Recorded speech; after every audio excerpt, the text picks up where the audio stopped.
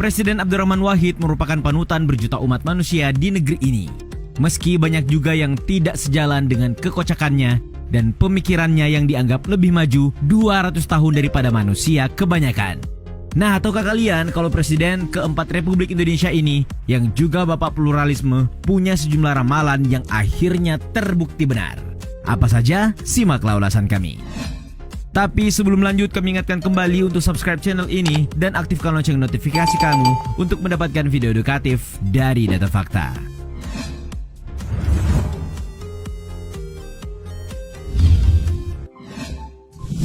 Prediksi Soeharto lengser.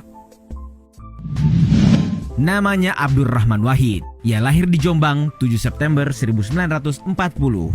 Ia pernah menjadi Ketua Umum Pengurus Besar Nahdlatul Ulama atau NU. Ada cerita terkait Gus Dur menjadi Ketum PBNU dan ia kerap mengkritisi penguasa Orde Baru Soeharto. Ya, Gus Dur selalu menentang kesewenang-wenangan penguasa negeri selama 32 tahun ini. Dan nyatanya, Soeharto juga pernah sangat marah ke Gus Dur gara-gara tulisan Adam Schwartz dalam buku berjudul A Nation in Waiting, Indonesia in the 1900. Dalam buku ini, Adam mengutip hasil wawancaranya dengan Gus Dur yang menyebut Soeharto bodoh karena tidak mengikuti kata-katanya. Karena sikap kritis itu, Gus Dur mendapat banyak tekanan dari pemerintah. Ya, pemerintah Soeharto pernah mengarecoki Nahdlatul Ulama agar Gus Dur tidak terpilih lagi memimpin NU. Tapi mengkritik pemerintah termasuk Soeharto pada saat itu memang merupakan hal wajar. Gus Dur sebelum Soeharto mengundurkan diri sudah memprediksi bahwa The General Smiling ini akan segera lengser. Ini terungkap dari pengakuan Ki Haji Bohri Masruri saat haul Gus Dur keempat. Ia mengisahkan saat dirinya, Mustafa Zuhad, Toha pengurus NU Jogja, dan Gus Dur berbincang terkait kondisi negeri ini. Gus Dur langsung celetuk dalam bahasa Jawa yang artinya, "Sudah, tak usah bicara itu. Sebentar lagi Pak Harto jatuh." Dan kenyataannya beberapa bulan kemudian, Soeharto benar-benar lengser.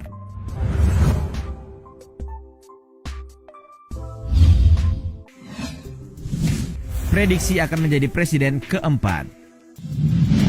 Akhirnya Soeharto pun mundur pada 21 Mei 1998.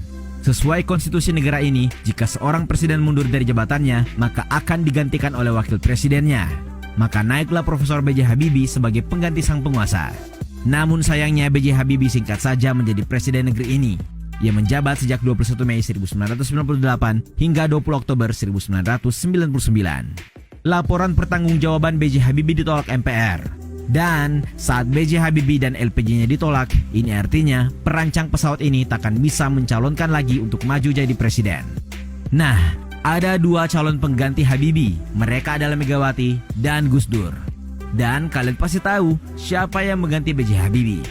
Nah, terkait ini, apa kalian tahu kalau sebenarnya Gus Dur sudah pernah memprediksi bahwa dirinya akan menjadi presiden keempat? Hal ini terungkap dari testimoni Luhut Binsar Panjaitan saat haul Gus Dur ke-6 di Jakarta. Katanya suatu ketika Luhut bertemu dengan Gus Dur dan mengatakan jika Luhut tak perlu berangkat jadi duta besar karena sebentar lagi Gus Dur akan jadi presiden. Ini diprediksi Gus Dur pada tahun 1999.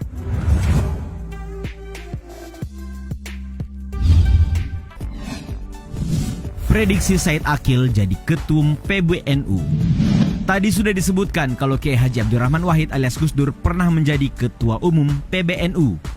Nah, tahukah kalian kalau ternyata cucu pendiri Nahdlatul Ulama dan anak kandung dari ulama besar karismatik ini sudah pernah juga memprediksikan bahwa Ketua Umum PBNU di suatu hari adalah Kiai Haji Said Akil Siraj. Ya, sekarang Kiai Said Akil memang menjadi Ketua Umum PBNU.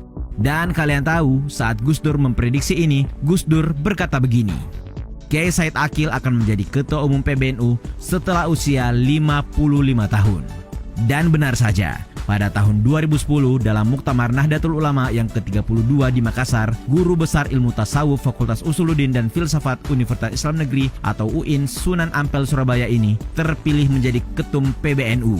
Dan kalian tahu, saat itu usia laki-laki kelahiran Cirebon 3 Juli 1953 itu adalah 56 tahun menuju 57 tahun. Wow, kisah ini disampaikan oleh Said Akil saat acara tasyakuran sukses Muktamar di PP GP Ansor.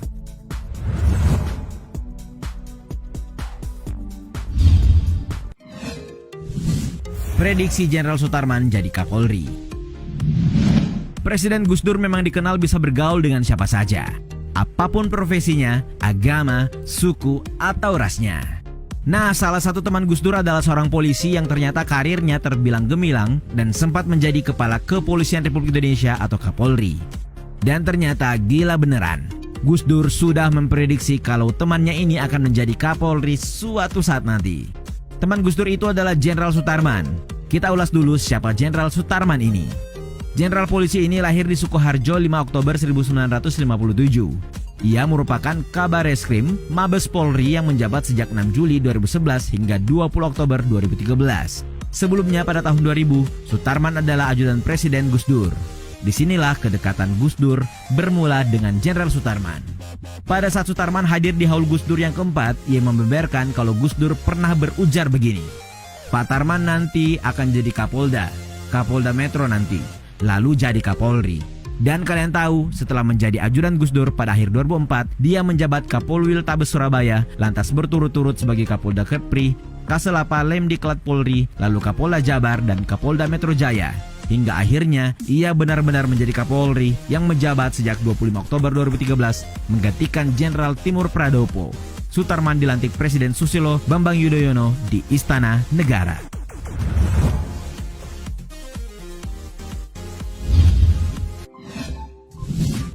Prediksi Jokowi jadi presiden. Sebelumnya harus kami pastikan bahwa ini bukanlah kampanye atau upaya untuk memperbaiki citra Presiden Jokowi yang belum juga menunjukkan kerennya periode kedua dia. Nah, apa kalian tahu kalau ternyata Kiai Haji Abdurrahman Wahid alias Gus Dur juga pernah memprediksi kalau Jokowi akan menjadi Presiden Republik ini? Dalam sebuah artikel di NU Online diceritakan tentang prediksi Gus Dur, Joko Widodo akan menjadi Presiden RI. Ajaibnya pada saat itu Jokowi masih menjabat sebagai Wali Kota Solo. Di laman NU Online, Hussein Syifa, koordinator Gus Durian Jawa Tengah mengatakan kalau pada 8 Januari 2006, Gus Dur hadir di Solo dalam acara Jejegake Saka Guru Nusantara atau menegakkan kembali Soko Guru Nusantara untuk menyampaikan orasi, pandangan-pandangannya, dan berbagai perspektif terutama dalam bidang politik. Nah, saat itu sebelum orasi, Gus Dur dialog bersama Kiai Haji Muslim Rifai atau Mbah Lim, dan Jokowi saat itu baru sekitar 6 bulan jabat Wali Kota Solo. Saat itu Mbah Lim menepuk pundak Gus Dur sambil berkata, Gus Dur harus jadi presiden lagi. Tapi Gus Dur menampik sambil berkata, siapapun yang dikehendaki rakyat termasuk Pak Jokowi ini, kalau dia jadi wali kota yang bagus, kelak juga bisa jadi presiden. Dan sekarang jadilah 2 periode pula.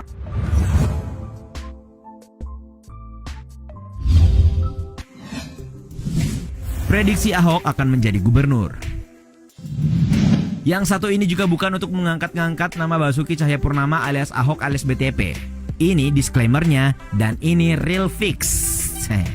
Tapi kisah ini terbilang ajaib juga. Ternyata Gus Dur juga pernah meramalkan kalau Basuki Cahayapurnama atau Ahok akan menjadi gubernur. Hal itu disampaikan oleh Gus Dur kepada Ahok saat pemilu di Bangka Belitung, kampung halaman Ahok. BTP bilang begini, Gus Dur kasih semangat waktu kita gagal di Babel. Ujar Basuki Cahayapurnama atau Ahok. Udahlah Gus, gak usah gugat-gugat lah. Orang Cina gak bisa jadi gubernur Gus. Gus Dur kasih semangat ikut kampanye. Ujar Ahok di acara Rossi Kompas TV.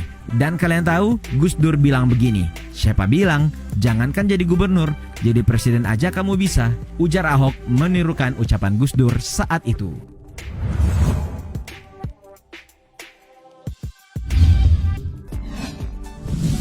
Penjagalan Gus Dur terungkap.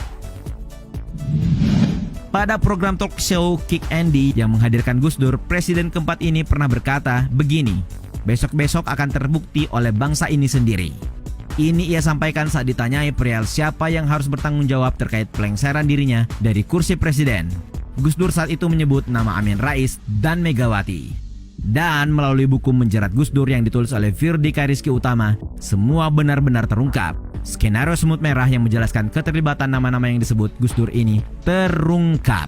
Dan pernyataan besok-besok akan terbukti oleh bangsa ini sendiri benar-benar terjadi. Itulah tadi sejumlah ramalan Gus Dur yang belakangan satu persatu akhirnya terbukti. Bagaimana pendapat kalian? Terima kasih sudah menonton, jangan lupa like dan share. Nonton juga video-video edukatif lainnya yang sudah kami sajikan untuk kalian. Sekali lagi, jangan lupa subscribe dan tinggalkan argumenmu di kolom komentar. Sampai jumpa di video edukatif Data Fakta selanjutnya.